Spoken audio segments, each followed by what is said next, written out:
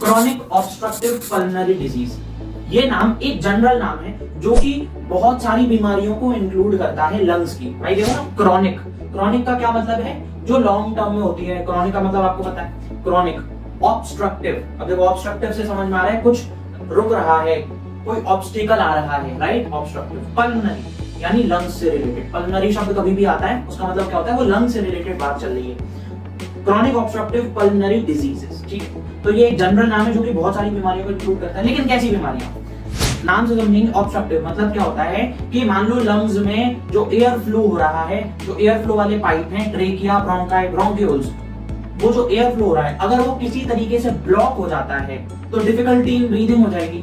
तो ये चीज, ये जो सिम्टम है कि ब्लॉक हो जाना एयर फ्लो का, ये जिन जिन बीमारियों में होगी वो सारी बीमारियां इस वाली बीमारी के टाइप में इंक्लूड हो जाएगी, क्रॉनिक ऑब्स्ट्रक्टिव पल्मोनरी डिजीज।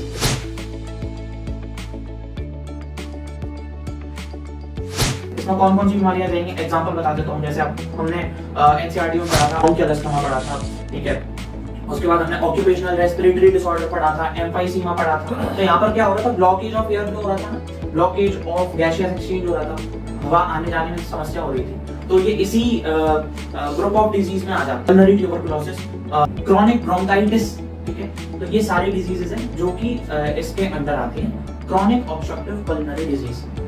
ऐसे ग्रुप ऑफ डिजीजेस जिनमें क्या हो रहा हो, ब्लॉक ऑफ एयर फ्लो हो रहा हो, एयर अंदर जा रही है पाइप के थ्रू, उसका ब्लॉकेज हो रहा हो जिससे आपको डिफिकल्टी इन ब्रीदिंग होगी, ठीक है। तो वो सारे डिजीजेस इस ग्रुप ऑफ डिजीज में आ जाते हैं, क्रॉनिक ऑब्स्ट्रक्टिव पल्मोनरी डिजीज।